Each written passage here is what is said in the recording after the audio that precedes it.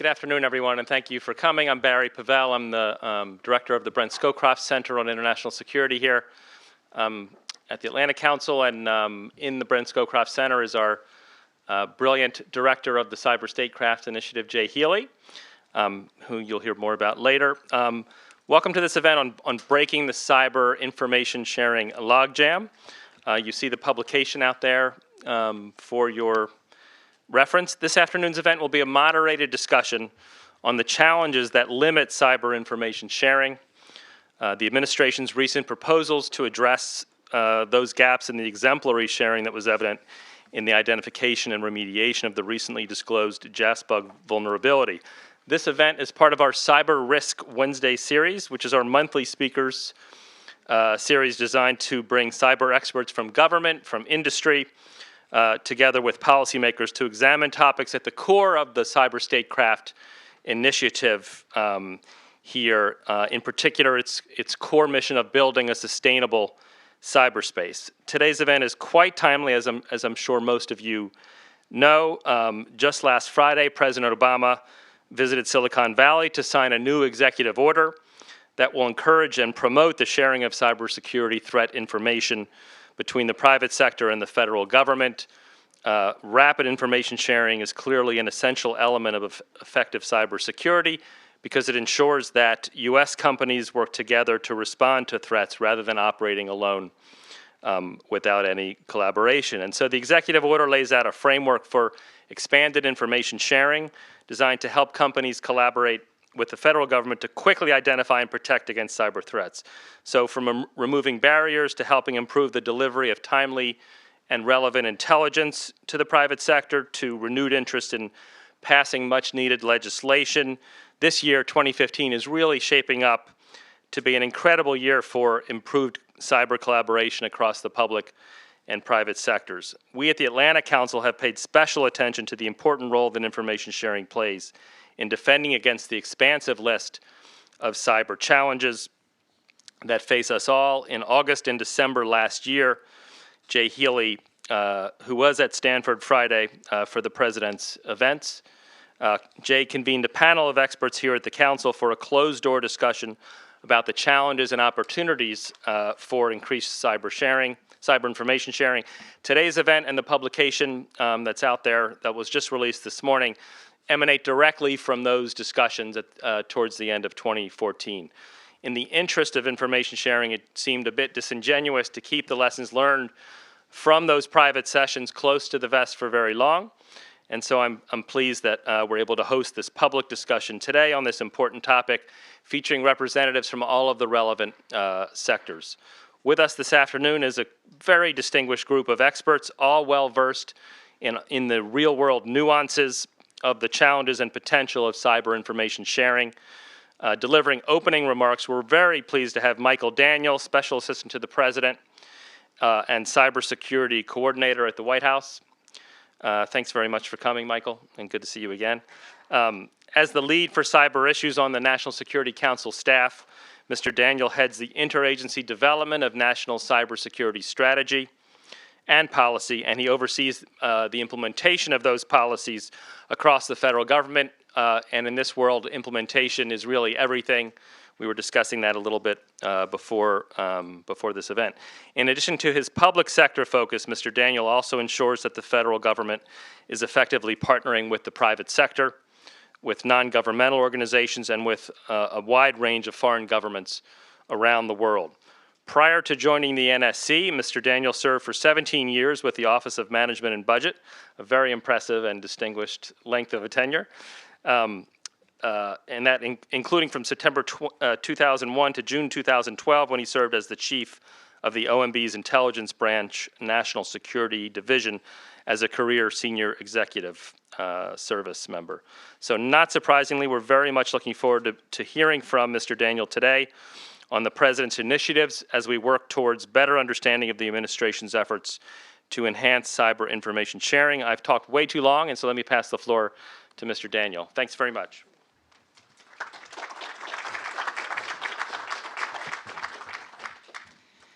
Thank you, Barry.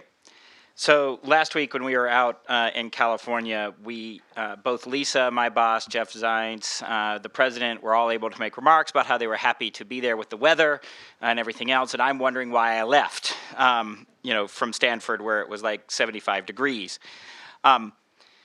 So I very much like the title of this particular event, Breaking the Information Sharing Logjam, because it sort of implies that behind the logjam, there's this whole vast amount of information that's waiting to be shared. And so I think that that's actually now true. Several years ago, that might not have actually in fact been the case. But now I think that we're in a position where we do have a lot more information that could be shared, that could be relevant to what we're doing. Now, some of us have been talking about information sharing for quite some period of time. In fact, I see some people in the audience that I know are almost sick of talking about information sharing. They've been talking about it for so long, and I think Jay said that there was 200 RSVPs for this event, so that means there's at least 250 opinions on what information sharing actually is. So I'm going to tell you a little bit about what we're trying to do from the administration side in terms of getting to some concrete solutions on improving the amount of information sharing that goes on in relation to cybersecurity, and then hopefully set up the panel by talking about some of the reasons why we want to do that information sharing. This information sharing has been a pretty consistent theme for this administration from the beginning. But just over the last few weeks, we've had several big announcements, including the announcement of the Cyber Threat Intelligence Integration Center, the Cyber Summit that happened last week, and then the Information Sharing and Analysis Organization executive order that the president signed at that summit. So let me go over some of those and then kind of set it up for the panel. So last week, Lisa Monaco announced that we would be developing the Cyber Threat Intelligence Integration Center, or CTIC. No CTI squared or anything else like that. CTIC. We're sticking with that acronym pronunciation for right now. But really, the CTIC is designed to fill in a particular gap and a particular series of gaps that we have seen on the administration side. It's not meant or intended to compete with the existing centers. In fact, it's actually designed to make their lives better. It's designed specifically to enable them to achieve their missions more effectively. So what is the CTIC really supposed to do? The CTIC is supposed to provide that integrated all-source analysis of what we know about cyber threats, particularly foreign cyber threats. Who are they? What are their motivations? What is the context in which they're carrying out their activities? How is it that we can best begin to develop defenses against them based on what we know about who they are and what they're trying to achieve? The CTIC is really designed to make sure that the existing centers, the National Cybersecurity and Communications Integration Center at DHS, that the National Cyber Investigative Joint Task Force, that Cyber Command and others get the information that they need in order to do their jobs, that they're getting the access to the intelligence that they need. So in many ways, you can sort of draw the parallel to what we did in creating the National Counterterrorism Center after 9/11. I'm always hesitant to sort of raise that parallel directly because that instantly everybody's mind thinks that I'm intending to push forward in building Liberty Crossing 3, which is really not what we're trying to do. The CTIC is supposed to be a much smaller, leaner organization that will rely on the existing centers. And so really the CTIC is about the government getting its back-end wiring in better shape for information sharing, not about interfacing with the private sector. That's NCIC and NCIJTF's and law enforcement's job. It's not about directly supporting and interacting with the private sector. It's about enabling the government to do a better job doing incident management and incident response. So that was on Tuesday. So then, by Friday, we had the Cybersecurity Summit last week. And And despite the fact that it was on Friday the 13th all the way out in California, it actually went off pretty much without a hitch, which was rather amazing, sort of given the amount of time we had to put the event together. And the summit really brought together government and private sector experts from across the country to expand the dialogue on these issues. And one of the points that both Lisa and the president hit on at the summit, and one that I have spoken on before, is that cybersecurity really is a shared responsibility between the government and the private sector. There is almost no other issue in the national security and the economic security space in this way that is shared in that same manner. If you think about a lot of the other missions that have a national security focus, counterterrorism, border security, other things, those are very much government responsibilities, and government has the lead. But in cybersecurity, that's just not true. The vast majority of not just our critical infrastructure, but the networks in this country are owned and operated by the private sector. The private sector is the repository of much of the information about what is actually going on in cyberspace. And given the nature of cyberspace and how it functions, the very physics and math that underlie a nodal network like that mean that we can't simply assign the responsibility of cybersecurity to the federal government or to any government agency, whether you're talking state, local, or at the federal level. And it's one that the private sector is going to have to always be involved in. And that means that we are having to chart some new ways of doing business in this country, and some new ways of interacting between the government and the private sector that don't fall neatly into traditional regulatory or contractual categories that we've had. And so as a result, we're struggling in many ways to figure out what those relationships are going to be. And I think what you're seeing in the policy process, and what makes this part of the policy process so interesting and fascinating to me, is we are building those relationships right now. We are defining right now, in the next, I would say, 3 to 4 years, we will be defining how a lot of these relationships will operate for the next 50. So if that's not enough to scare you, then I haven't been doing my job.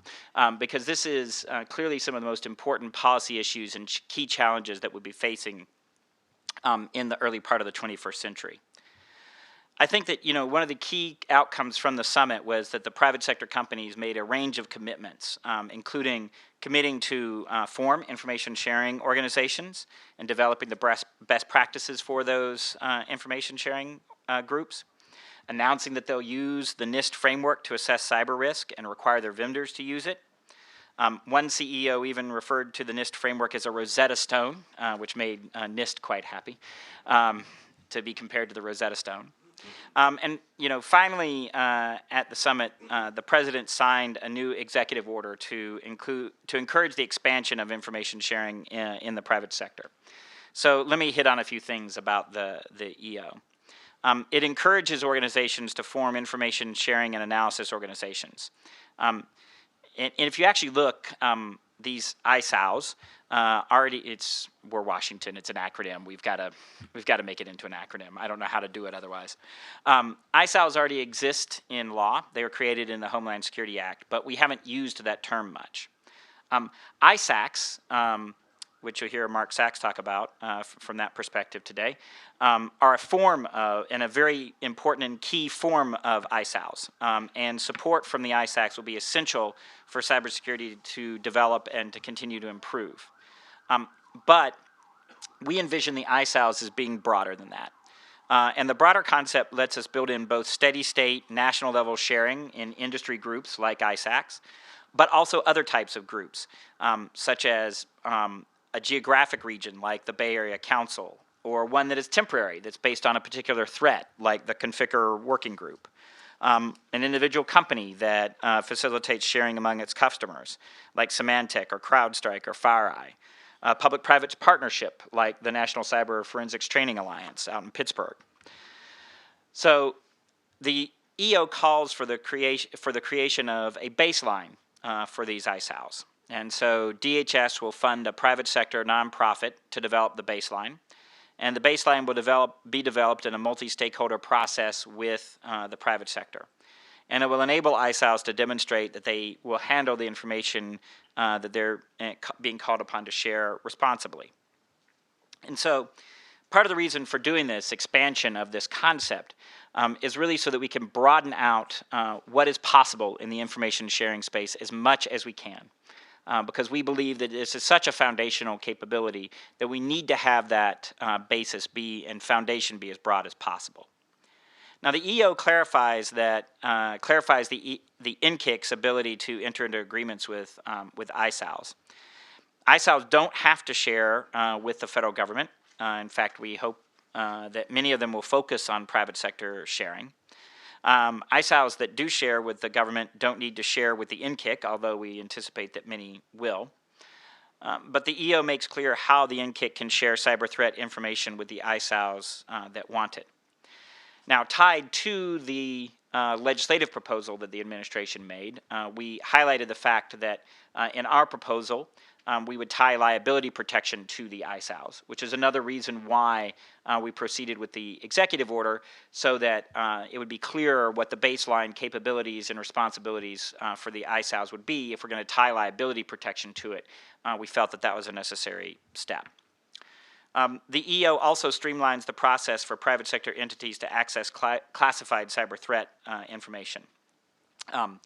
So that part of the EO is rather obscure because it actually addresses something called the NISPOM, but it's the National Industrial Security Program, essentially, and it's written in EOEs, but really, which is completely inexplicable. But what it essentially does is it modifies a previous EO to make it easier for the government to proceed with granting clearances to people who are in the private sector, and enables us to avoid some of the overhead that we've been really struggling with.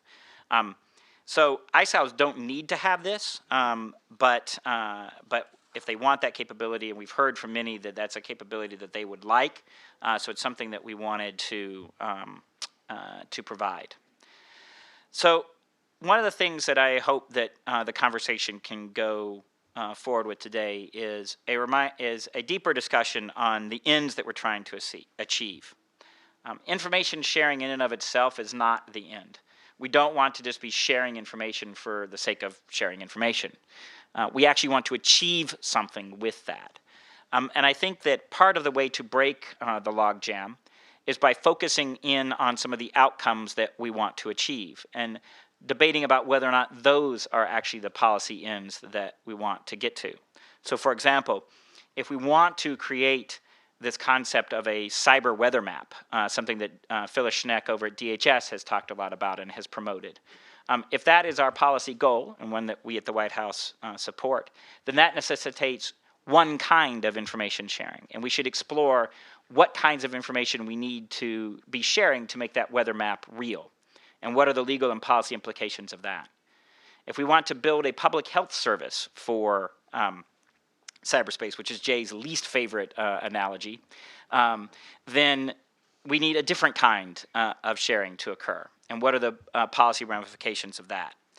If we want to be able to develop our defenses so that they can move at the speed that the bad guys move at and undermine their economic and business model that they're using to whack us about the head right now, that's another kind of information sharing. And so I think that we really need to be working through these various end states that we're trying to achieve and really get down to a very detailed level discussion of the kinds of information, literally down to the field level almost, of saying, here are the pieces of information we want to share, and what are the actual policy and legal ramifications and limitations on doing that sharing. And I suspect that when we do that, we will find that it is the limitations are much less than we are actually afraid of when we are still talking here at the abstract level. So I am very much looking forward to continuing the momentum coming out of the summit, and I am very excited about all the different lines of policy effort that we have ongoing right now. There's a lot going on in this space, and I think we really have the opportunity to really make some excellent progress here in 2015. So I look forward to the rest of the discussion, and I hope that the panel goes well. So thank you very much.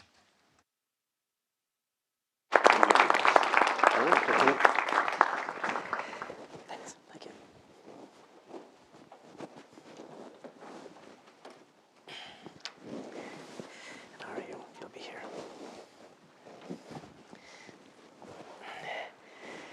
Thank you very much, Michael. Thank you, everyone, for joining. I'm Jason Healy. I'm the director of the Cyber Statecraft Initiative here at the Atlanta Council.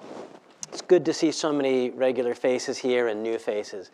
So the Cyber Risk Wednesday, which is part of the series, it's usually every third Wednesday, and it's just meant for this, a deeper dive in cyber topics than we might normally get at a DC think tank event, and also a chance to network afterwards so we can continue the conversations. Because it happens all too often that we'll start something interesting here in DC and then we never get a chance to come finish it. Hopefully we'll see you at the next Cyber Risk Wednesday, which will be on the 18th of March, to look at the healthcare Internet of Things and how we can secure all these medical devices like pacemakers, insulin pumps, hospital equipment, and make sure that we get all the benefit from those that we can, a project that we've been doing with McAfee. So to continue this conversation on information sharing, to my left, Ari Schwartz, Senior Director of the White House, working for Michael Daniel. Mark Sachs, here in his hat from the Communications ISAC, which has really been working at information sharing. And we've been friends since it was Major Sachs and Captain Healy in the early days of some of the cyber. Also a longtime friend and one of our non-resident senior fellows here, Jeff Schmidt, and who has not only been involved in a lot of information sharing over the years, but also his company recently discovered the JAS bug, which came out in the last Microsoft's Patch Tuesday. And there was a very elaborate information sharing that went on with the vendor. Some of you might not have heard about it, and that's a good thing. It was a bug that was potentially as bad or worse than Heartbleed, but it got taken care of between the discoverers and the vendors to make sure that it wouldn't be as significant a problem as some of the other big vulnerabilities that have hit the internet. I'll start to my left with, and we'll talk for a couple of minutes here, and then we'll go to questions and answers from the audience. So Ari, to start off, any further call that you like to add? It's hard to follow your boss. Which do you think is going to be? Yeah. And second, what do you think is going to be more important over time, the CTEC and the information sharing within the government, or the ISAOs? Well, I think so. I mean, we feel as though there are different kinds of information sharing, and we tend to lump them all together. But if you think about it as getting government information out to the private sector, right? That's one kind of information sharing, so government to private. There we have now this executive order that came out 2 years ago for critical infrastructure, which kind of shifted the presumption that information should be shared, right? We're trying to get that presumption out. We think that made a really big difference in getting out more information from the government to the private sector, and we've heard good things from the private sector about that effort. One area that was sort of tied up and that kind of got held back was in terms of getting companies cleared to get the remaining classified information that's not being shared. Sure. So if FBI or even the intel community found information about a U.S. company that had been hacked from whatever sources they had, the presumption, the default is now they would tell the company. They would tell the company. That's what changed 2 years ago under the executive order that was signed in EO 13636 for those that are looking up at home. Yep.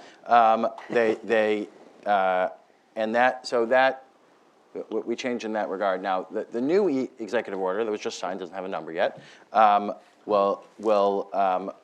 thing that it will do is will make it so that we can make it more easy. It makes it more easy to clear non-defense contractors, right? I mean, one thing that we found is that a lot of the rules for clearances have been written for defense contractors specifically because they're the ones that needed clearance.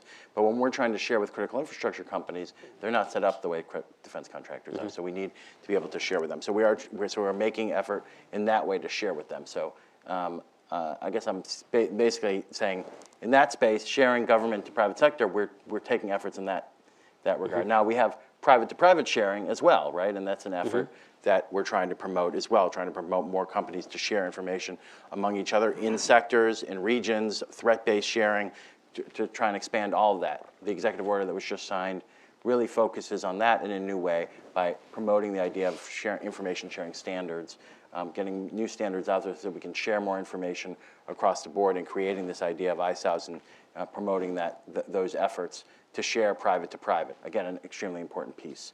There's another piece which is private sector to government, right? Also extremely important if we're going to be able to see the threats that are out there, the incidents that are happening. Government is a place that can help to do that across all the different sectors. Obviously, government has its own threats, so they can tie that information in. How do we get that information together? There we hear from the private sector to the government that the biggest kinds of barriers are ones that can only be achieved through legislation, right? And so there we are focused on legislation passing. But we also have government-to-government sharing. Both, let's start with inside the federal government. There we have, this is where the CTIC's trying to get at. For intelligence matters, we need to do a better job of doing the analysis, right? And the CTIC's aimed at doing the analysis of the piece, not necessarily just sharing the raw intelligence, but being able to do the analysis. So, and then you also have the sharing that needs to happen between the centers. We've done a good job, I think, increasing the sharing among the centers and among the different agencies involved. Now it's about doing the analysis, now that we've been doing that kind of sharing. So we have these 4 different kinds of sharing that I've raised. It's not really a competition, which is better, right? Each is equally important. We're trying to come up with policy solutions to each of them, figure out where the barriers are in each of them, and get the policy answers that solve those different barriers.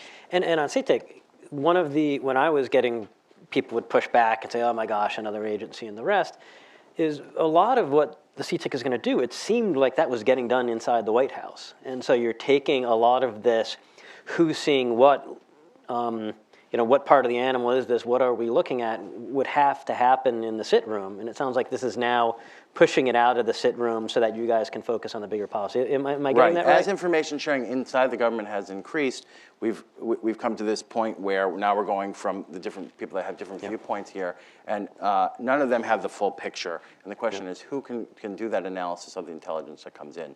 Today, that is happening at the NSC. That's not the NSC's job. And so we need to be able to find a place where this can happen. Now, the Director of National Intelligence was created in order to connect the dots in these kind of intelligence cases, so that seemed like the logical place to move this forward, and why the CTIC is there. How will you know if you've succeeded? A couple years left in the administration, we'll have another president in a couple years. That president is going to bring in their team, and they're going to sit back and they're say, all right, have we broken the logjam? How is this stuff working? How do we know? The key will be, if we're not talking about information sharing policy anymore and we've moved on to something else, then we've really succeeded, right? That's a high bar. It is a high bar. So, but that is, I think, the question is, can we have all of these areas that we've been talking about, information sharing, and it's been kind of this jumble for the last few years, where you'll even be having a conversation with someone and realize that you're talking about 2 completely different kinds of information sharing in the same, using the same vocabulary. So if we can move past that and get down to some very specific issues, we can figure out the legislation that needs to be passed, what the barriers are to actually go about that, separate out the technical issues about sharing, separate out the issues that need to be done to promote private-to-private sharing more readily, get the standards in place for those, we will be in a much better place. Great. And I liked that in the ISAO concept that you're focusing on private to private. And a lot of time I've heard government people, and they focus on, if the government's going to be involved in a solution, then the information has to come to the government. And I'm pleased that in this, it sounds like you're taking that out. Yeah, and I think some of the things that have come out with this ISAOs is some people have focused on the idea of hubs, right? But that's not, when we're talking about hubs, we're not talking about the government being in the middle. Good. We're talking about private sector run organizations, and these can be small entities or they can be larger entities. It's very flexible if you look at the definition in the DHS. And I like that. And as we start turning to Mark Sachs, something that Michael talked about, we featured in our paper that came out today, was focusing on the outcomes. And we really found if you focus on the outcomes, then you really say who needs what information to take what action. And you're right, when you look at those outcomes, the government is not always critical in a lot of those outcomes. It's that private to private. And Mark, you've been at the center of a lot of these the favorable outcomes here for a long time in your role with the communications ISAC and the rest. How are you, when you're looking at the new news that's come out and with your experience? Right. So Jay, thanks, and Michael, thanks also for being here. Before I answer that question real quick, once you do figure out the number of the EO, you need to express it hexadecimally, and that way it'll resonate. Yeah. with everybody else throughout cyber. It'll be a 136 something or 137 or whatever the sequence is. But anyway, that would be interesting. And you'll know success, by the way, if it's mentioned in malware. Somewhere in the coding of some future malware, then you've actually reached the right audience. And so that is kind of sort of your answer there is, how do you know success, how do you know if things are working, is if others are beginning to adopt what you're doing, if others are talking about it, including those who you think are your adversaries. If you begin to see in their discussions, in their literature, in their communications that they are talking about, if not even adopting the same sorts of principles, that means you're connecting. And it's not just a Washington-centric, those who feel like we're in our little bubble here doing it. But the ISACs themselves, as you say in your paper, and I really appreciate the little bit of a history lesson that you put inside of there, they date back to 1998. So we're talking 16, 17 years of information sharing in an ISAC model, which is very powerful. Now, granted, they are sector-specific. They're designed to be that way. And so part of the gap that we've all recognized is there are parts of the American economy that don't neatly line up with sectors, particularly the new and emerging, the high-tech community, the crowdsourcing communities, things like that. Where exactly do you put a search engine, for example, or any of the countless other types of or a think tank. Or a think tank, right. So where do you sit? So the benefit of bringing in new thinking, new ways of doing is very powerful. But we also recognize there's this quite a long, very good history of development through the ISACs. And I think a lot of information there information in terms of how you run an ISAC and what works, what doesn't work, is going to be valuable as we create these new sharing organizations. Yep. So as you've been involved with this over the years, what have you found have been the most important lessons and you think the next steps? Right. I think that, and again, to your paper, which when you go back to the White House, thoroughly enjoyed. I think we all need to serve our time there and then walk away and let others serve as Michael and Ari are doing. I think it's really clear that. Let me just back up a little bit. Your paper hits on a lot of really good observations. Information sharing just for the sake of sharing doesn't get us anywhere. When you start sharing between organizations that can do something about it, now you begin to hit your stride. And there are a lot of people who want to share just for the sake of sharing. I realize situational awareness is important, but there is strength in sharing between those who can take action. And so if you have small groups of people, large groups of people that have operational roles and they're talking to each other, which they do, that is very powerful.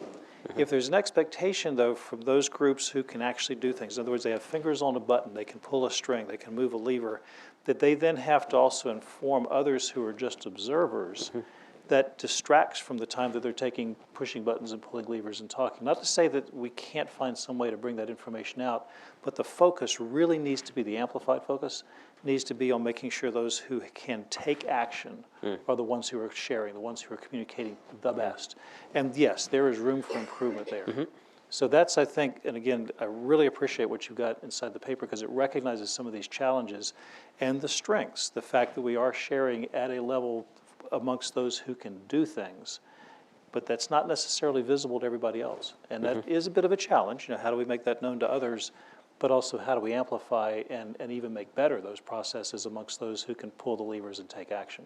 Yep. Yeah, and we had a quote in there from Jeff Moss, one of our senior fellows, the founder of the DEF CON and Black Hat conferences, of why share information with people not in a position to take action on it, essentially. I mean, there are some people that have their hands on levers, and other people that have their hands on levers that aren't connected to anything. Right. I mean, even at an individual level, you appreciate when somebody tells you that something bad is happening so you can do something about it.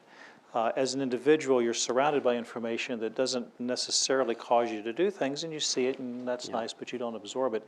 It's those things you pull in that cause a reaction. So if you're using one of the many crowdsourcing applications on your mobile phone that tells you where traffic conditions are, you love that because you can action on it. I can see that there's a problem coming up ahead. I can take a detour. I can go around it.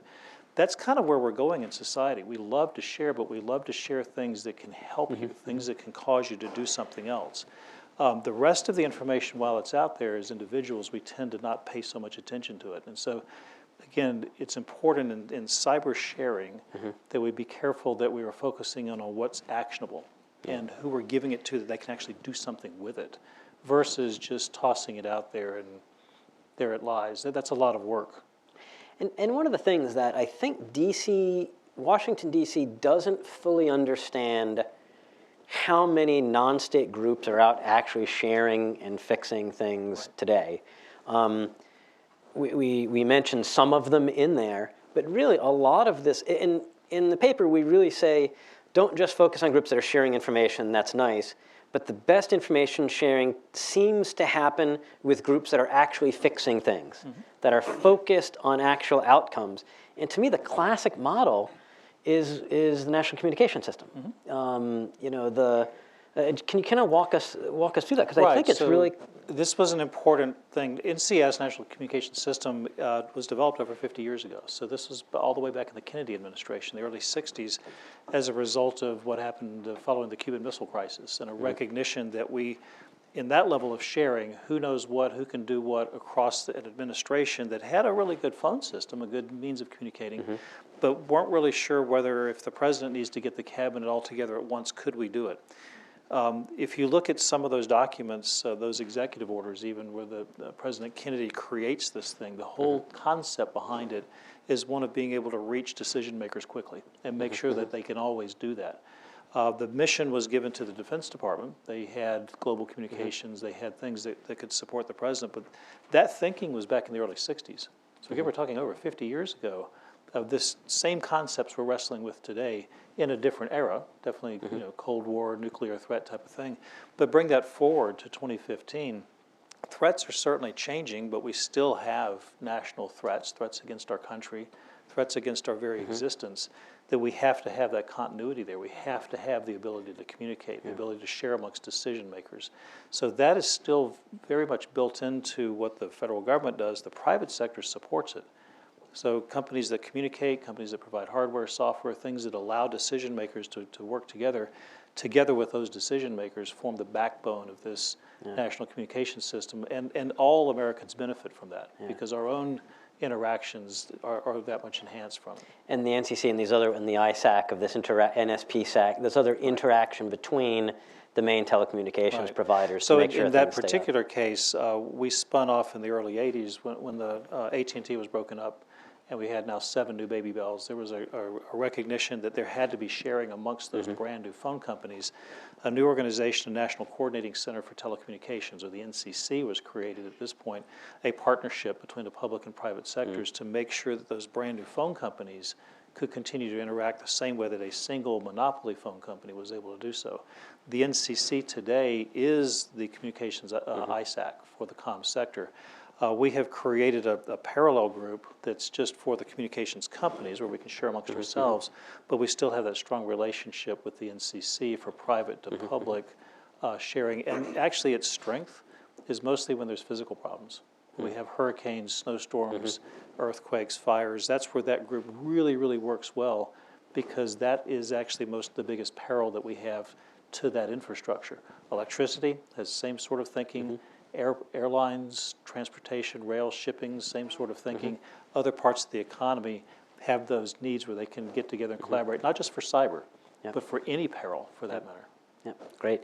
And when we're talking about, the outcomes have come up a lot here, and not information sharing for its own sake, but focus on outcomes. A lot of times we think of that as countering cyber espionage or computer crime or the rest, but vulnerability disclosure really fits into that also. When we find a big bug in the internet or in software, how can we make sure that the right people find out about it in enough time so that we can all be defended before the bad guys get their hands on it? And that's why we're really happy that, Jeff, you could join us. So your company was right in the midst of this. Can you take a couple minutes, kind of walk us through this process? So thanks for having me. We found a pretty serious issue that affects the Microsoft platforms last week. My intent here isn't to go through that issue. Suffice it to say that it's a serious issue. And there's a lot of interesting I think you're underselling that. I mean, it was almost every Microsoft product, remote access to almost any Microsoft product. It is a remotely exploitable piece of badness. Which if you're new is really the interesting thing about it, is that, there's there's a lot of things going on right now that are kind of conflating this.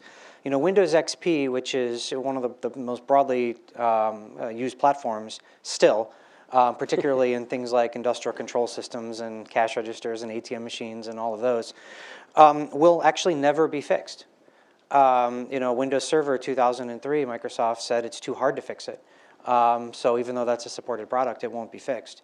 So you know, I mean, there's a lot going on this particular issue that make it interesting. Focusing on the disclosure side of it and the information sharing side of it is also an absolutely fascinating story. You know, I've been in the information sharing space for a long time. I was one of the original people in FBI's InfraGard program in the mid-90s. And of all the time that I've been involved in information sharing, the concept of information sharing around disclosure and around vulnerabilities actually never crossed my mind until a year ago. That whole space just never crossed my mind. You know, we have to understand, vulnerabilities are the munitions in this cyber battlefield that we live in this cyber theater of war. And now there have never been more people looking for vulnerabilities. There have never been more organized efforts to find and monetize vulnerabilities.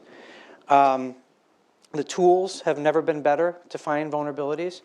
And the software that we have, we generate mountains and mountains of new software every day. So not only are we getting better at finding vulnerabilities and have more people looking for vulnerabilities, but we have more places to look. So this is a growing issue, not a tail issue. Our bug was not an implementation issue. So if you look at, Jay mentioned Heartbleed, Shell Shock, things like that, kind of the big designer bugs that we've seen over the last year, they were mostly implementation issues, meaning you go fix a couple lines of code and you're kind of done. This was a design problem. It was a fundamental decision that, in this case, Microsoft made 15 years ago that turned out to be wrong. And so fixing it wasn't a matter of going and adding a couple lines of code. It was going and adding features. And when you're Microsoft and you have many supported versions of your operating system and lots of supported configurations and lots of customers that have lots of important things and don't like to change things, this becomes a long and difficult process. It took Microsoft 13 months to fix this. We reported it in January of last year. So that's interesting. So there's a spat, right now, if you follow this space, between Microsoft and Google largely about disclosure timelines, where Google has a very strict 90-day timeline, including they, to Microsoft's dismay, publicly released an issue just 2 days before Microsoft was going to fix it. So, 90 days and fixing one kind of thing is fundamentally incompatible with fixing a design problem that took 13 months to fix it right. And so there's actually been activity in that space now, and Google's updated their policy just last week because of a recognition that there are a harder class of problems. So for 13 months, you were able to disclose this, work with Microsoft, and you kept the. I mean, this did not. No, it's really an interesting. Sometimes the best way the best thing to do in terms of information sharing is to keep a secret. And in this case, after Microsoft took it, to their credit, they handled this fantastically. We are lucky that this turned out to be a Microsoft problem because they have a very sophisticated incident response and security program. And so yes, it was their mistake 15 years ago, but the people that handled it now were the right people, and we're all very lucky. But they immediately got it. There was no convincing them that this was serious. That took 3 emails, and they worked on it very hard for a year. The best thing to do was to give them runway to fix it right. The worst thing to do would have been to put an arbitrary deadline in front of them and tell them to fix it fast. In this case, there really weren't good ways to fix it fast, and so that would have been sidetracking to and to the detriment of the end security goal. So in this case, yeah, the best way to share information here was to give the vendor the runway to fix it and to keep it secret. Yeah. But that's really hard and interesting because, first of all, keeping a secret, a big secret, especially for 13 months, is hard. But we actually discovered this issue under contract with a third party, and so that made it, even more interesting. Fortunately, the third party happened to be ICANN, the Internet Corporation for Assigned Names and Numbers. They're a 501c3 do-good organization, and so they didn't. They were cooperative, but if it would have been a commercial client, they may have been less willing to give Microsoft the runway to do what they needed to do. Making it even worse, we had to release an interim report saying that we were sitting on this secret for a year and to wait for the second report. So, we couldn't sit on it for a year and not tell anybody. We had to tell people that we were sitting on it for a year. So it became very, very interesting. But my two takeaways from this are, first of all, when we think about information sharing, we do have to think about vulnerabilities and responsible disclosure and all of that and how all of that works. But really hard questions come up. And then we grappled with all of these questions for the last year. First of all, who do you tell, right? You tell the vendor, but who else do you tell? There can be an argument that you tell the government. Well, who in the government? The government's kind of a big place. When you look at an international footprint, then you get into which government, right? Well, some governments, their CERTs, computer emergency response teams, are somewhat indistinguishable from their foreign intelligence services. So, then you run into that whole series of problems. You run into the problem of, offensive applications versus defensive applications, right? So everybody wants to use this knowledge for different reasons. Some people want to use it for defensive purposes, some people don't. You run into the problem of the economic oddness around vulnerabilities. So we got no money for this, right? And that's okay. But you could have sold this. I mean, you could have. So right, we even could the good have. guys. So one of my employees actually said, and this is a great quote. He said, "This whole thing working out the way it did basically depended on us not being rational actors, rational economic actors, in this case, because we were because we had to tell people that we were sitting on it for a year. Of course, we got contacted by people that I would characterize as in the vulnerability business, and we got to say, no, sorry." And in fact, we're going to run out of basic patriots that are not motivated by money long before we run out of bugs. So this probably would have been $1 million. This would have been seven figures, right? I don't know, actually. But it probably would have been a lot to the right buyer.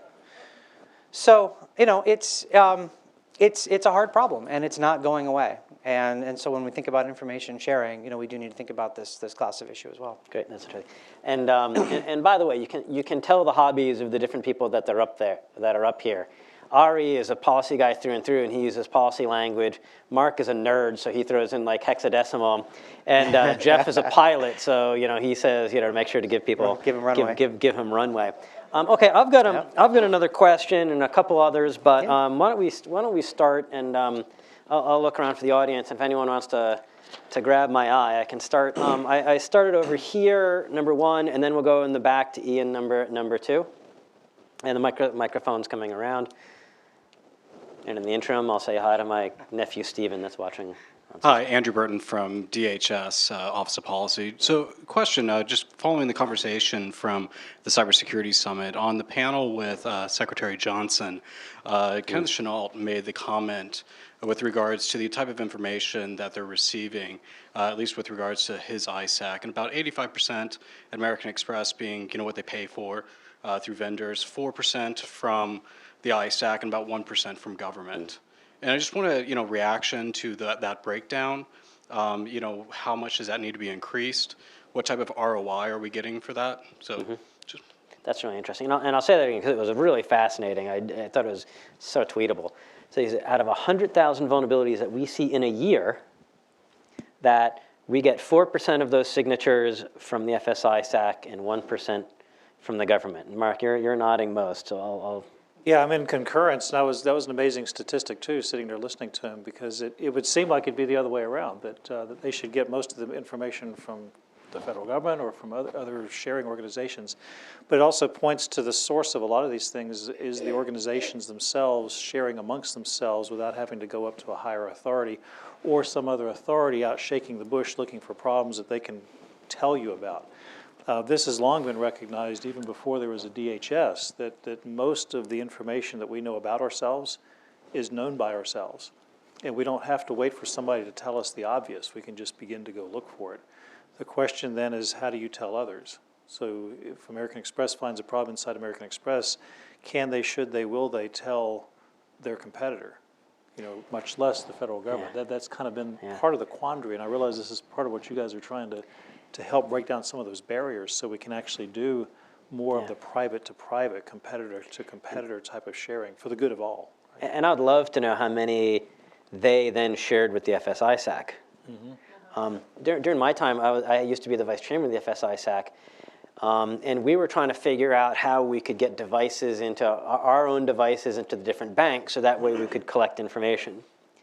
And that always struck me to be, I tried to back our way out of that because the information is already pooling in certain places, right? I mean, the information is pooling in Verizon and Symantec and Microsoft. And so we don't necessarily need additional devices.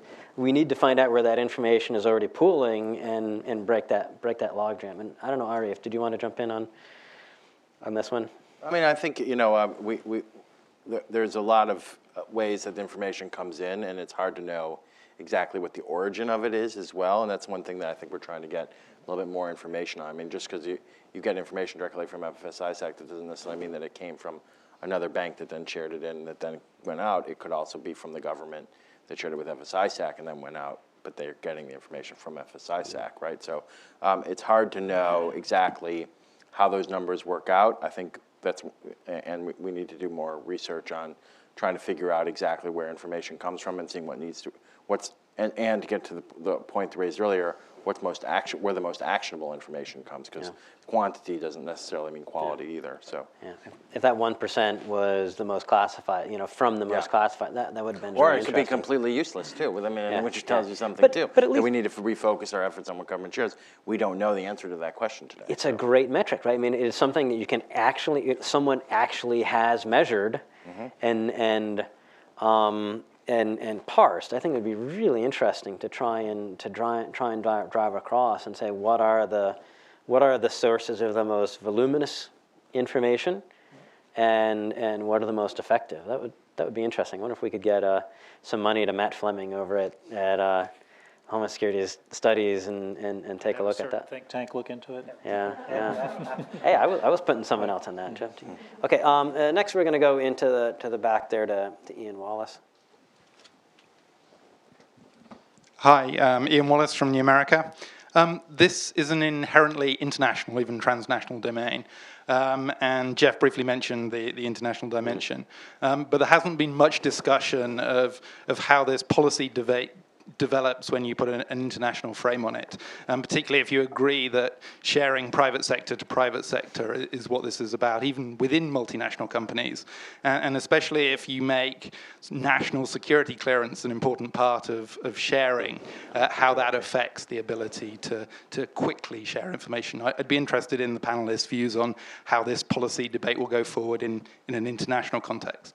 Yeah, and I'll start with Ari and then go to Mark. Ari, how is this working? Are the ISAOs, are they meant to be international to start with? How does this work with did you talk to the Brits and the other allies on yes, this we and have. how they fit? I think that the EO is by its nature designed to be international, right? So, or at least the focus on the part about the ISAOs and the standards body, right?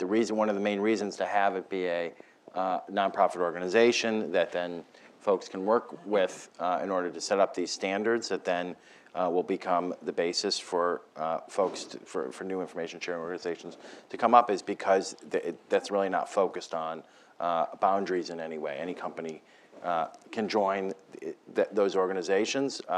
You have an international standards bodies. We have processes for standards bodies to set up and work across borders today. We hope that this will be a consensus private sector-led body that then will get at some of those international issues. That's one of the main goals of it. It's one of the things that struck me about the British sharing, because it seems the U.S. has tended to go, first we started in sectors and now you're loosening it up a bit. And there seemed to be very, hey, everyone come join. Instead of keeping it small and trusted, it seemed like it's been much broader in people can just come and join the party.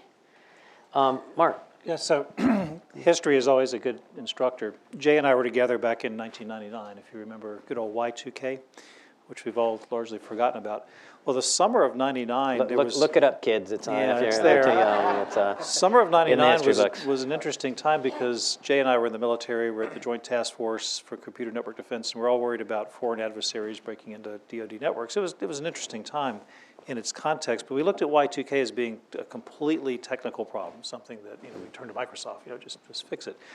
But that summer, one of our colleagues raised the point about, well, wouldn't the attack community want to use Y2K as a vector to get into machines worldwide and cause havoc and make it look like a Y2K bug problem when it really indeed was malicious activity? That was raised as an issue, and we held an international conference over in the UK near Gatwick Airport, of which 95% of the attendees were from the United States. But because we had it in London, it was known as an international conference. This is how we work here in Washington. Yeah. And I so didn't get invited to it. I wouldn't know. Yeah. So we spent a week admiring the problem, as we like to say here in Washington, from all sorts of different directions. But what emerged out of it was an international follow-the-sun model, because we recognize, planet Earth does a rotation every 24 hours. There is 1/3 of the planet literally alive and doing things. If you think of 8-hour slices, 8-hour days, and it geographically works out nice. Europe and Africa tends to be in a slice. United States, South America, Central America, and Canada tends to be in a slice. And then Asia, so think China, Japan, Australia, that world tends to be in a slice. And we were all there at this international conference. And we built a follow-the-sun model, watching the internet writ large as we move through from December 31st to January 1st. Well, that laid the groundwork for what today is a very, very strong international effort within the CERT community, the Computer Emergency Response Team world, that even today in 2015 is very strong. They work together, they meet physically as well as virtually.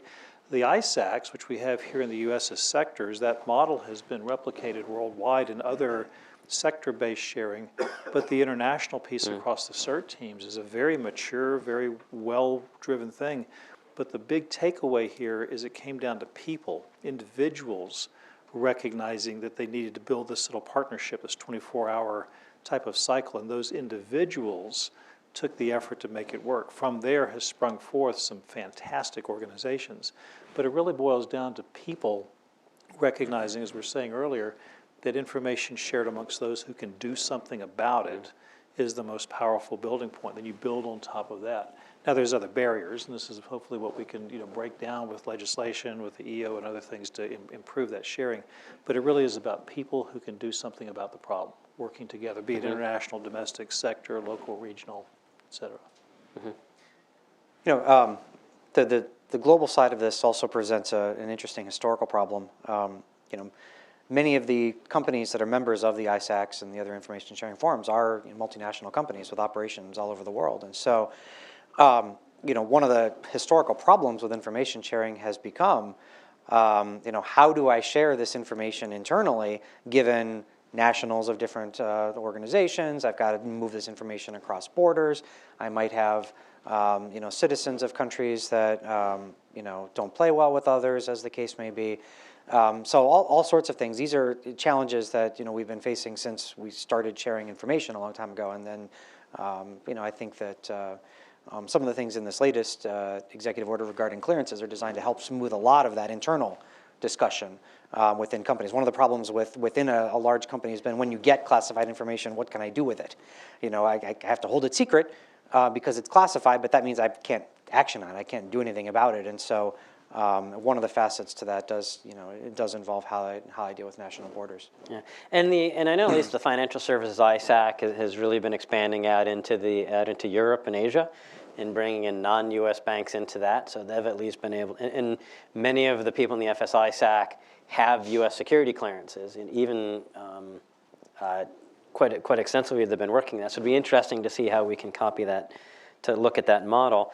In your guys' opinion, has this international sharing potentially been hit either by Snowden revelations of what NSA had been up to, or in the resulting sovereignty laws? I mean, if information can't leave Europe, if it can't leave Brazil, if it can't leave wherever, does that automatically, by definition, hinder the multinational information sharing? I think the key there is really a lot of it is about the privacy rules that you put in place over it. And I mean, some ISACs have come up with some good rules about what information they take in and how they deal with it. That's part of the reason in the executive order that we've emphasized this set of concerns. If we can make sure that we have the information that we need for the purpose that it's being used for that cyber threat, what is the reason that we're sharing it, and there are privacy controls over it, and there's oversight mechanism for it, I think people feel a lot more comfortably internationally than they do with people using all sorts of different definitions of things and just sharing as much just pouring information in without really the thought to privacy on the other side. So that the key is really in terms of making sure that we're sharing the information that we need and have the oversight mechanisms for privacy there, and then those concerns are lessened. One of my favorite moments at the summit, or amongst my favorite moments, was, Michael Daniel had mentioned here today about wanting to get practical. Really, let's get down to, we want to share this with these people. What are the actual impediments to get this from here to here? And let's just take those out and know that it's going to flow smoothly. Amongst my favorite moments at the summit last week in Stanford was a panel on sharing, and it had Jennifer Granick, who many of you will know. She's been in the community for years, very associated with Electronic Frontier Foundation and others. And she said, you know what? I had my friends that work on signatures for malware sit down and show me the different ways that they share these signatures. I saw nothing that impinged in privacy in any one of those things that they showed me. And that, to me, is just such a powerful example, is if we say we're going to share stuff, it brings up what I think are very understandable and automatic antibodies. And here was someone that's fully on that side and on those antibodies saying, I don't see a problem. And I think I really liked that as an aspect of coming out, and I hope that we can do more of that. So are there plans on, so next DHS is going to issue an RFP? Actually, I think first they're going to do an RFI. Okay. So a request for information, and that will get a number of questions out there so people get a sense, and they can get feedback. From that, there'll be an RFP that will be created.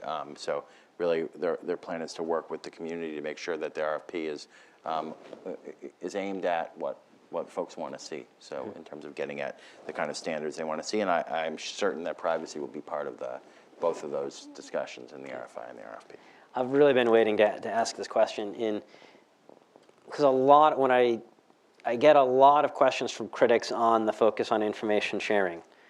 And something they bring up a lot is, would sharing have actually helped Sony, Anthem, Home Depot, Target, JP Morgan? And so I'm kind of looking at, or is this the right, would sharing have helped? And if not, what else can we be looking on now that we're starting to get sharing under our belt? The pithy answer, of course, is... And I'm going to go Mark, and then I'll go Jeff. is it depends, right? What would you have shared? Wow, how long have you been in the Beltway now, Mark? Yeah, That's, we get this language down really good here. It's an absolutely fair question, and it's something we always ask. But for what could this have been prevented? And certainly knowledge that the bad actors were targeting, could that have been picked up through intelligence sources? Could that, could somebody, we went through this drill with September 11th. What did we know before it happened that we could have told others about, we could have integrated, we could have shared, could have prevented, could have. So armchair quarterbacking is what we're good at.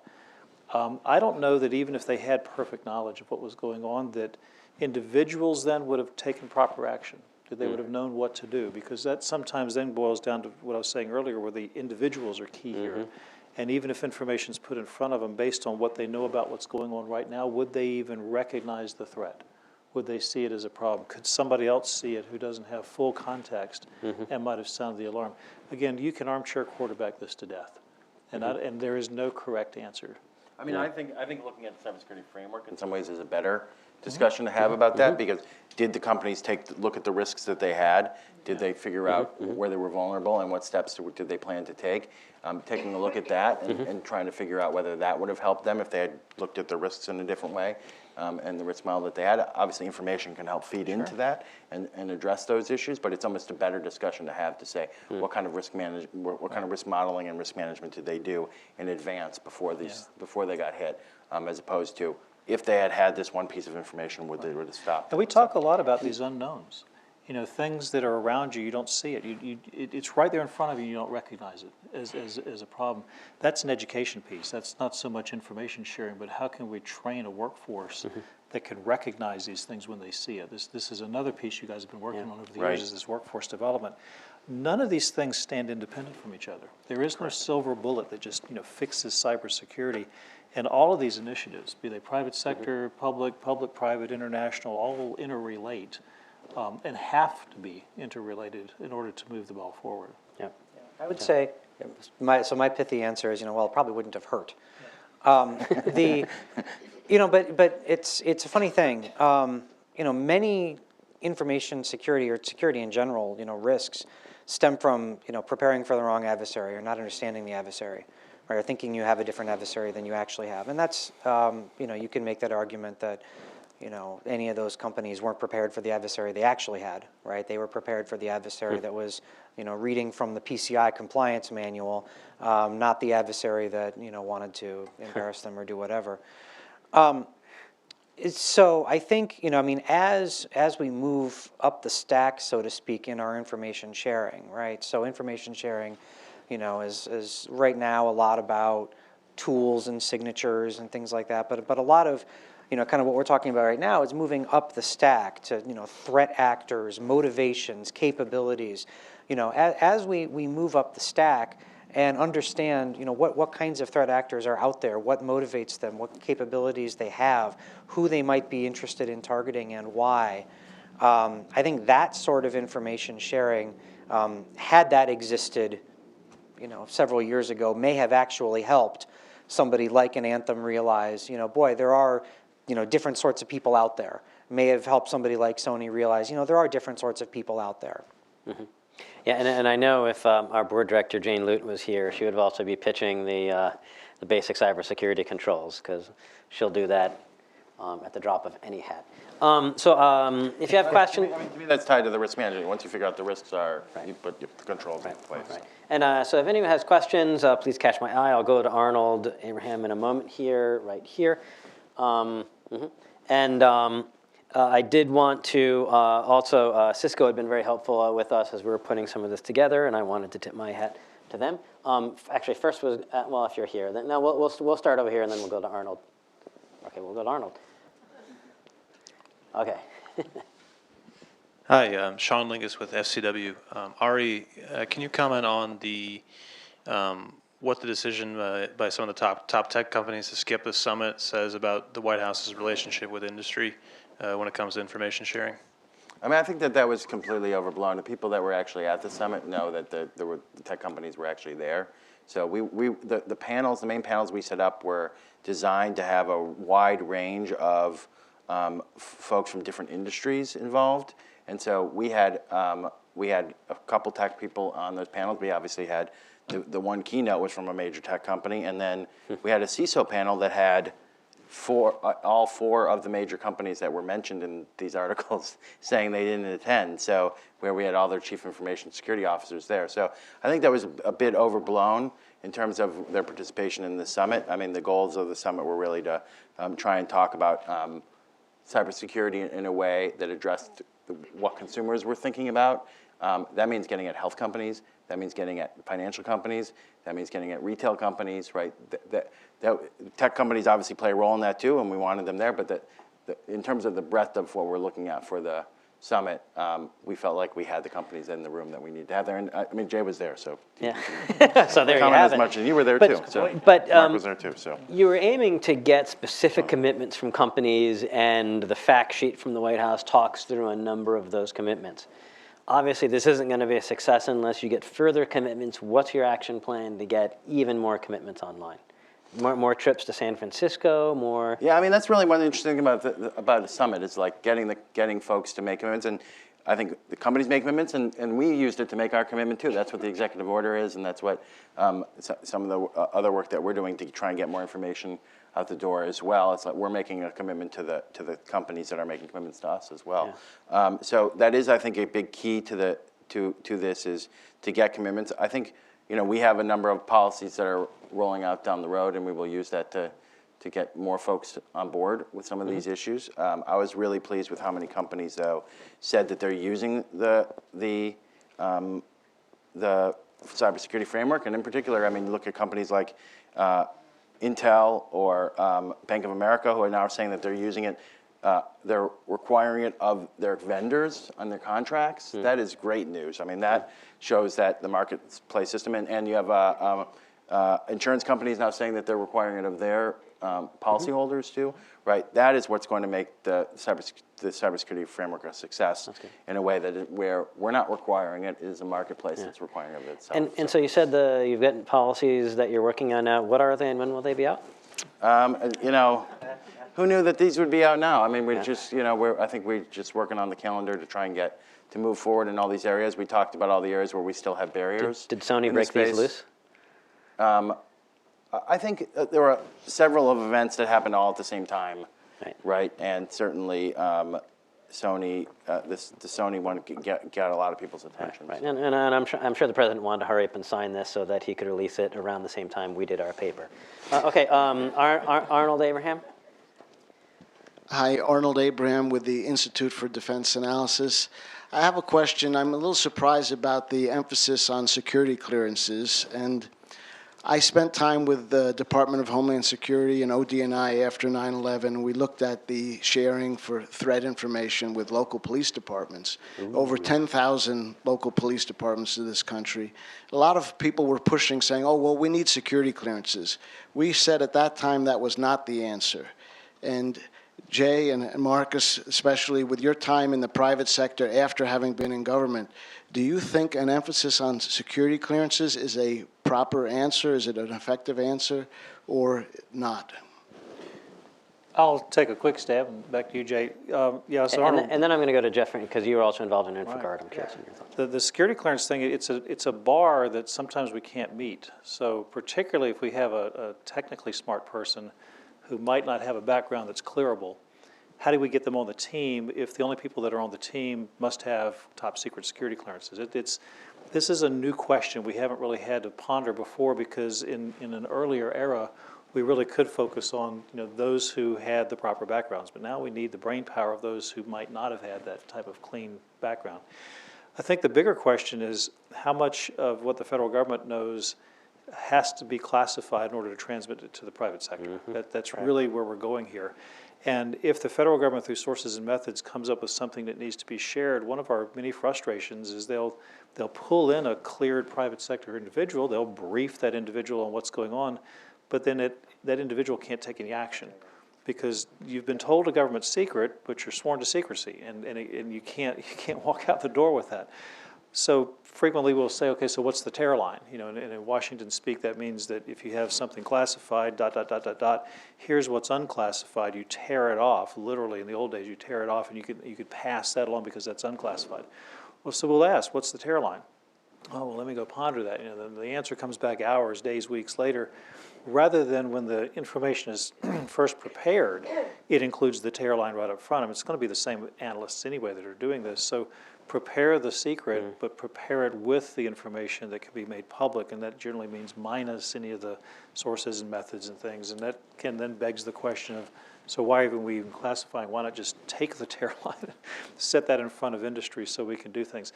This is a process problem. It's nothing more than that. And it's something we have to work through collaboratively, is how to improve that speed of information that's coming at us that's previously classified, requires clearances. And you guys have done a lot. That last EO addressed that head on. We've seen some remarkable changes here in Washington in terms of streamlining.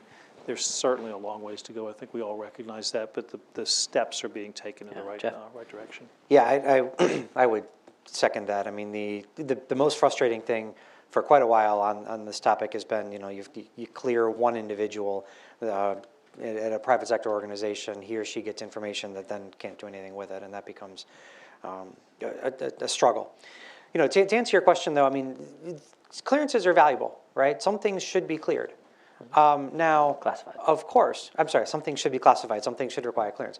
But there's a balance, right? I don't think anybody would argue that, sometimes there is a tendency to over-classify. So there's a balance, but there is value in finding a way to handle this and to handle it correctly. And I think we're moving in the right direction. We're not going to clear our way out of the problem, and that's our viewpoint here, and that we need to get more information out in an unclassified way. That is our goal. DHS is working hard on that. The folks at NSC are working hard on it. However, there's still going to be some analysis in particular that is going to be classified, and more companies want that than currently have that information. So we still need to address that issue in the meantime too. So. I always thought sometimes the clearance just gets you into the room, even if it's not the information. But if you look at it, a lot of the cyber conflicts we've been through, like Conficker, I mean, that was completely run by, and no one involved, or very few people involved that had clearance because you didn't need it, you were able to drive it. With what we're seeing now with companies like CrowdStrike, FireEye, and the amount of intelligence they're able to gather that normally would have required classified sources. And to me, especially as a SIGINT guy, if the bad guys are releasing their attacks over the internet, that makes them unclassified. I mean, it doesn't matter if we collected it through a satellite, through clandestine SIGINT, through whatever, it doesn't matter, it's on the internet, right? I mean, they're not gonna suspect that we've got some sneaky signals intelligence.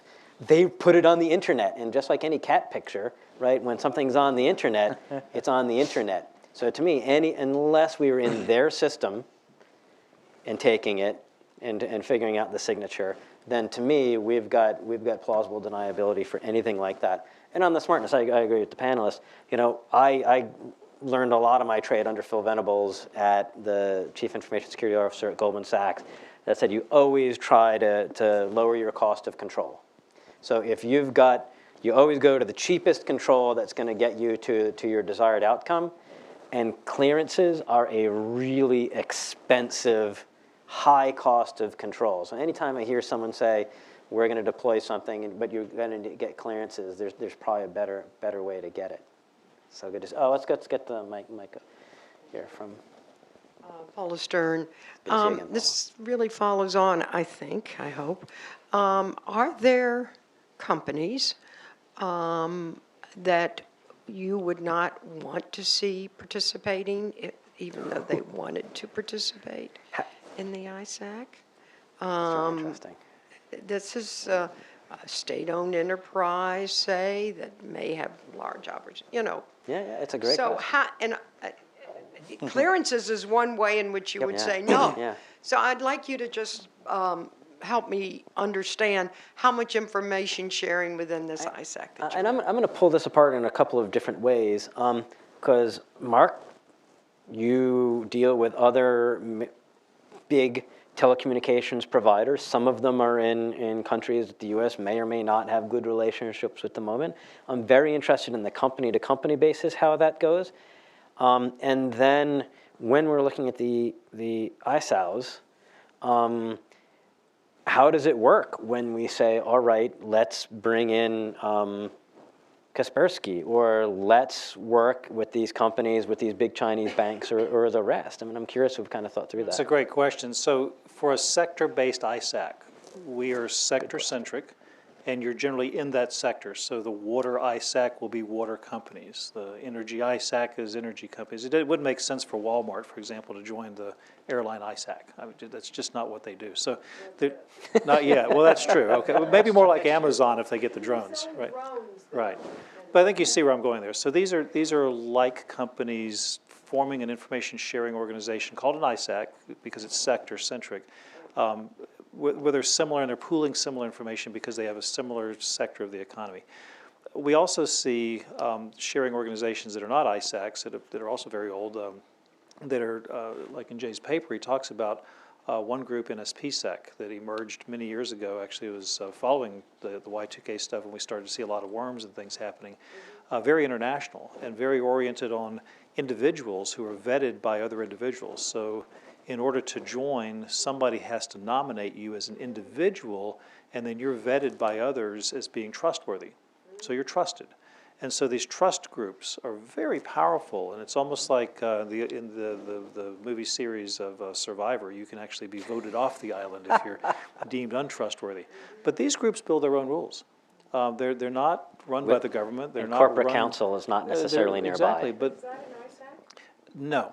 No, but it would be an ISAC. It could be an under the ISAC. the- Remember, It could be ISACs if are it came- sector-specific, okay? And they're created in a mindset of we're talking about sectors here that need to share sector-specific information, and there's a little bit of formality to that. And the ISACs continue. Even as we introduce the idea of an ISAL, they're still ISACs, and they'll still be there, and they are, in fact, ISALs, but they're... I should have asked the question about the ISALs. Right, right. No, that's good. No, but it's good to get the clarity here as to who's in, who's out. And a lot of it is based on what can you bring to the table? Are you a player? Are you a contributor? Can you pull a lever? Can you do something? Can you action on the information that's being shared? And that each of these groups are going to have to write their own rules. This is where we go to the baseline standards of how can you build a group of sharing individuals? How can you learn from previous groups that have already gone through this process so that you can increase the amount of sharing that's going on, but still keep the trust, keep the privacy, keep the things that we feel must be in place in order for rapid sharing to happen. And the U.S. government will not have any say in what is... Well, let's take over to So here. the U.S., I mean, the way that the executive order is going to work, there will be an RFP, and there will be this nonprofit group that will form, that will set standards. Now, the way that ISAOs have worked, trust is the currency, right? So if there's elements, if there's people that join an ISAO, and that causes people in that group not to trust it, it's not going to be sharing very much information, and it's going to fall apart, right? When we've seen them fall apart in the past. In fact, I worked in something that, a while that became the anti-spyware coalition. Prior to that, there was another group that was around. People just didn't trust the membership there. Right. The group fell apart, right? And then the anti-spyware coalition came up and formed behind it, and we came up with our own standards of selecting who the membership was and what the rules were for. We weren't sharing threat information, but we were discussing definitions that became the basis for software. So that it's the same type of thing. How do you go about building trust and keeping it? One of the good things about this concept of ISAOs is they can pop up. You can have 2 or 3 that do similar things, and let the marketplace decide how they're going to work. If people don't trust them, then they're not going to survive. Yeah. So. I wish I'd remembered I think the anti-spyware coalition is a great example of what we're talking about on don't focus on sharing, focus on outcomes, right? I mean, you had clear goal.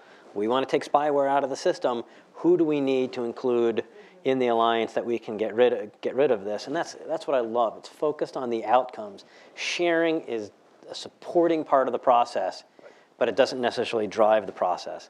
And I wish we could have had more space in our paper to explore this and related concepts. Is that you've got net suppliers of cybersecurity information and net consumers of cybersecurity information. And most of us, most companies, most state and locals are on the downstream. They have a demand for cybersecurity expertise, for information. But really a lot of the companies are here, the companies that were out in Palo Alto, the Symantec's, the Microsofts. I mean, they've got this overall suppliers of information, and we'd love to look at these more market-based solutions. If we've got a mismatch between supply and demand, I'm one of those people that think, boy, that's a place for a market. If supply and demand don't match up, then What can you do to get the market there? I've got a couple hands that are joining in there. Perhaps unsurprisingly, next is going to be Andy Purdy. And then we're going to come over to here. Hi, Andy Purdy, Chief Security Officer for Huawei USA. Two things. I think we should be careful not to be overly critical of the NIST framework, using as a metric the number of companies that have adopted it or use it. A number of companies don't think adoption and they don't quite understand use. But it's clear the value of the NIST framework as a risk analytic tool for global organizations and a translation engine so that global companies can compare apples and apples and contrast apples and oranges for their global operations and for their suppliers is indisputable. But secondly, I'd ask, how well are we leveraging two of the examples that Mike Daniel gave earlier regarding the Defense Industrial Base Framework Agreement, which is being expanded across the critical infrastructure, for closed MOU information sharing, and the National Cyber Forensics and Training Alliance he also mentioned for sharing among the major banks and the certs, whatever. How well are we leveraging the experiences in those to try to strengthen our information sharing? Will Huawei use the framework? We use the framework as one of the risk analysis tools for understanding our global operations and our suppliers, and we have several thousand suppliers. Great, thank you very much. All right. So I mean, Michael talked about those concepts. I don't know if I can go into more detail than what he did in terms of that those are areas that we're looking into. Certainly, I think in terms of expanding, we think that the DIP pilot was successful in getting out information to those that need it. Can you just explain it in 30 seconds? So the DIP pilot, the idea is that we have a set of signatures out there that can be used. And this was aiming at defense industrial base, so the defense contractors, getting to them these signatures so that they can use it to protect themselves in a way that they don't even necessarily need to bring it into each individual company, but it can be used to help to protect them. We have a similar set of efforts for the going beyond in critical infrastructure. I think it's been more difficult to get some of those other sectors to spread and use the same set of standards, but I think we are planning on trying to get it out in a more comprehensive way in the near future. So I think folks should look at how we go about expanding that in the near future. Okay, I'm going to take the last two questions from the audience. This gentleman here, and then we're going to go to Mike in the front. Hi, thanks. Eric Berger, Director of the Security and Software Engineering Research Center at Georgetown and head of the Cyber Threat Intelligence Information Sharing Ecosystem project there. Okay. And you hit the nail kind of on the head in that, in a town where money is the answer, what's the question? There are net producers of information and net consumers of information, and there's a bit of an air of, we're going to do all this work, the government's going to help set up all of these sharing groups, when yet economically for a lot of organizations, it doesn't make economic sense. No matter how much, as a government might say, well, you really should share. So is there, kind of a focus on either helping out or recognizing that there's a reason why Verizon has its services that people pay for, Symantec has services that people pay for, and so on? Yep. I'll start just to get us warmed up. Really, it's too bad we try to keep our panels limited to a moderator and 3, and it's too bad because there are a couple other folks that we would have loved to have on the panel. We would have really loved to have had someone from the Hill to talk about their bills, but also I would have loved someone involved in one of these companies that's set up to facilitate sharing, that's identifying this space. Paul Kurtz has been in this business.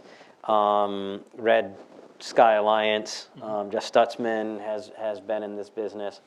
And it would have been interesting to hear how they dive into it. Really, you can even look at what CrowdStrike and FireEye Mandiant have done in releasing their information as part of that, identifying this market need and trying to step into this place. All right, I'm going to ask this as a targeted question because it surprised me a little bit when Michael was talking about and he was saying when it comes to these ISOWs, then CrowdStrike, and he even mentioned CrowdStrike, Dimitri is one of our senior fellows, could set up an ISOW for this. That's really interesting. I mean, how does that? So, yeah, so I think that really bends the model of how we think about this. Right, and that's sort of what I meant in terms of it, like it's not really the hub system that you would think of as like the way the hub system has been talked about in the past. So an individual company could become an ISOW. Now, in the short term, the advantage of that for a company, for a security company, like a CrowdStrike or a FireEye or one of those, or Symantec, is that they become, by becoming an ISOW, they are saying we follow a certain set of standards. So once the RFP is out there, the standards body is formed, there's some kind of baseline, then a general counsel knows what they're getting into when they say we're setting up our software to default share back information with them and get information back. So automating it, so people can feel more comfortable with that because they know what that means, right? There's some kind of understanding, they're following the basic set of rules that everyone is supposed to follow in this case. So that's very useful for them today. Now, obviously, our legislative proposal also has this other hook to it, which says you get liability protection if you self-assert to being an ISO. So that gives them obviously another real advantage there. And then you might start seeing individual companies start saying we're ISOs, so that then when they share with other individual companies, they say we're following these rules with the self-asserting, then you get the liability protection in place for that. Then you can start seeing like really individual companies in different sectors, not even necessarily in the security sectors, wanting to do that. So I think that it adds a level of complexity and changes a little bit the way people think about information sharing organizations. But we think that it's useful for expanding the discussion and building trust and getting rid of some of the friction that we see today when people say, oh, I want to share information, and then it turns out, well, yeah, but you have to get all these lawyers to sign off, and you have to get all the other team's lawyers to sign off, to say what they're doing and answer each other's questions all the time, and there's no basic set of questions to ask each other. Right, we have to get to that point of having that basic set of questions to ask each other. Okay. This is going to be interesting. Sorry. This is going to be interesting as, again, we continue to kind of move up the stack. If you look at, the last 20 years, private sector intelligence in this space has been largely antivirus vendors, right? The AV vendors have been going out and finding all of the signatures, and publishing that as a part of their product, and that's basically, private sector intelligence. As we move up the stack and get, more information and more interested in who's doing what and why and capabilities and that sort of thing, I think that the things that private sector intelligence organizations can do and the things that the government, the public sector intelligence can offer will become more interesting, more dynamic. And I think there will be, like anything, there will be value in both. There will be certain information you get from one and certain information you get from the other. Jay, let me also just add, we have a smart audience here of thinkers, so let me just throw a thinking question out at you. We often like to say cyberspace, we're searching for something, an analogy for cyberspace, something that we're familiar with, we can compare it to, and often the analogy that comes up is a weather system. And we think that because the weather system, and we see outside it's sunny today when they were actually forecasting snow, and our mind is like, well, where's the snow that's supposed to be here? We can see something different where we're expecting something else. We think cyberspace works the same way, that there's predictive mechanisms, that we can put sensors out and we can tell what's going on. And there is truth out there that all we have to do is look at it and we can see the truth. So why aren't we just sharing what we see and that's the truth? But that's not how cyberspace works. And we unfortunately get caught up in these analogies where we think that because it's something like what we see in the natural system, it ought to behave like that. So just extending the weather thing, when the sun comes out in Seattle, people stop what they're doing, they run outside, and oh my God, the sun's out. Yep. When the sun comes out in Miami, they're like, I'm going back in, this is too hot.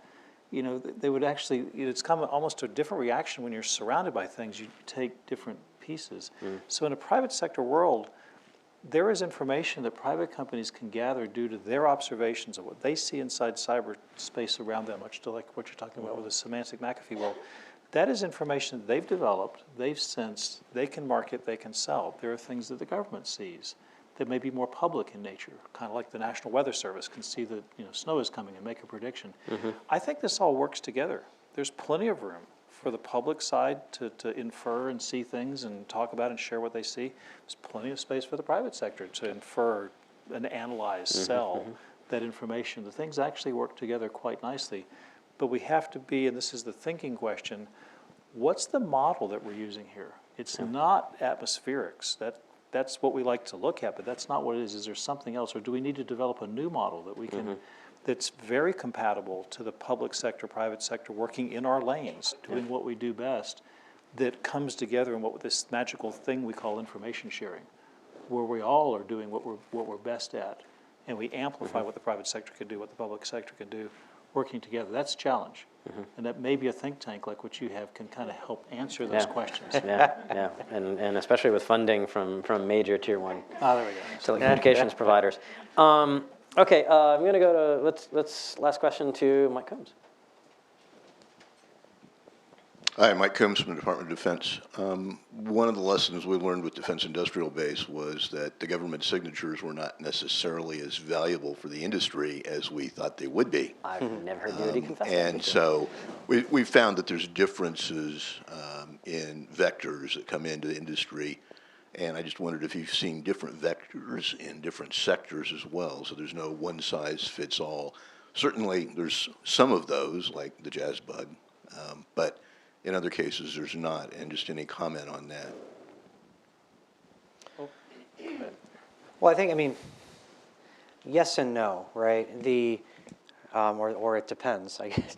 No, I mean, the vectors in are all, there's a short list of low-hanging fruit that works pretty much anywhere, right? So, your basic vulnerability suites, your basic social engineering, spear phishing has become shockingly effective in the last couple of years. I don't know why we haven't solved that problem yet, but we don't seem to have. So, in that way, we're all kind of the same, no matter what industry, what you're doing, what your line of business is, find an insider that you can co-opt, that sort of thing. But then from there, it all changes. From there, it's then, who and why. Is your objective to, embarrass? Is your objective to exfiltrate? Is your objective to steal? And then based on your sector and what your business looks like, your motivations will go from there. But the initial vectors in, even if you look at all the public incidents lately, I mean, they've all been reasonably foreseeable hazards in this space. Okay. From an ISAC perspective, I think the frustration was with the signatures is that all threats come from the network, all threats can be detected by this wall that we put up, and if we just can put the right cards in place with the right filters, we can make the bad go away. As you and I both know, and most in the audience know, that threats come from all over the place. And really good ISACs are holistic. They're looking not just at the network devices, but they're looking at people, the environment, other things that are around them. That's where the DIB pilot showed that the process can work. The Defense Industrial Base. Right. And can we share? Yes. Can we get through the legal pieces? Yes. But back to Jay's original thesis here, what we are sharing, can we do something with it? Or are we just sharing? And I think that's really the biggest lesson that we're taking away from here is sharing, of course, can be done. But now what do you share? And what can we do with it? How do we action on it? And at an ISAC level, that's what we're about. That's what we're trying to do and have been doing pretty well over the years and definitely learning as we go along as to what do we tactically share amongst ourselves so we can action on it. And I'll come to you, gentlemen, for a last 1 minute comment if you have one. In closing, I want to say, so our next Cyber Risk Wednesday is going to be, as I said, on the 18th of March. And releasing a report that we've done on McAfee on the healthcare Internet of Things and how that we can get security right to make sure we're getting the rewards of those networked medical devices. Also on the 13th and 14th of March, we are holding our Cyber 912 Student Challenge. So there are there are competitions for university students, but they're all hack counter hack. Ours is the only one for policy students to come in and say, as if they're advising Lisa Monaco at the National Security Conference, at National Security Council, after a major cyber attack and give real national security policy advice. Nobody's died yet. It's too early to invoke collective defense for NATO. but we can look at Article 4 for NATO, and that's going to be 13th to 14th of March. Still looking for, still have some sponsorship positions open for that. And okay, let's turn to final thoughts. So I'll just say that, I mean, in general, the way I like to think about information sharing problems is with many problems in cybersecurity policy today. It's really a collective action problem, and it's trying to get everyone to move at the same time. That's the only way that we're going to be successful in information sharing, so which is why I say it's important to kind of do all these pieces at the same time. So that means we need folks here from all the different places that you come from to work with us, trying to move some of these things forward at the same time and think about it, help us think about it, and if you have ideas, we want to know what you're thinking. And can I bring on, and it reminds me of the question earlier from Eric, is I wish we could explore this more in our paper. It seemed I would love to get some behavioral economists on this, because you've got the short term. If I share in the short term, there's a really good chance I'm going to get yelled at by my boss, my corporate counsel, even though I know that it's collective action and everyone would be better off in the longer term. And to me, this is such a nudge problem. This is such a behavioral economics problem that I'd love to see more of that in the field. Got it. No, Jay, I think you've hit very close to the little conundrum we have here. Our sons and daughters, our kids, we tell them when they're in preschool to share. Little Johnny, you should share with little Susie, share your toys, share, share, share. But when they grow up and they get on social media, we say, don't share. You know, anything you put out there might be viewed by others. Sharing is bad. You know, keep things private. And then when they become adults, our world, oh no, you're supposed to share. The information sharing is good. We got to work through this culture. Are we supposed to share or are we not supposed to share? You know, and what should we share? What is sharing? And I think, again, a think tank, that's a right, perfect area. And produce papers, produce thought, dig into this. What does it mean to share? Not just for cyber tactical stuff, but in this highly connected world where we are socially connected in a way that humanity's never been done. What should we know about each other, about bad things, good things? What should we share and how do we do it? And leverage the social media, leverage the crowdsourcing, leverage all these new tools that are coming out of Silicon Valley. It was good we were out there last week because that's kind of the hotbed of this type of thinking. Can we use that to our advantage in this new world going forward? So let's work on that together, right? Great, thank you. So, oh, and actually, can I jump in on that? And especially I want to point out, Dr. Sam Lyles was here, and he just wrote an interesting paper. And when you don't, does it make sense not to share? I was hoping to get to some of the points from that paper, but perhaps another time. Jeff. We've been, everybody on this panel and many of the familiar faces out here, and we've been talking about information sharing in one way or another for literally 20 years. I am heartened that the sophistication of the conversations is improving. Kind of reflecting back at where we were, pre 9/11, immediately post 9/11, when the world, kind of changed, and where we are now. We are making progress. I am heartened and excited about the steps that the administration is taking on these fronts, recognizing the importance. And I think that there really is, we are, at a point where it is going to change and dramatically get better in the next couple of years. Wow. And I'm actually really excited about that. I think this is an exciting time to be having these kinds of conversations. Okay. So we are the Cyber Statecraft Initiative, and you can't have statescraft without statesmen and women. So you've seen they've been drinking from these nice cyber statesman mugs, and we have several mugs we'll give to each of them as part of our thanks. But please help show your thanks as well to the great panelists.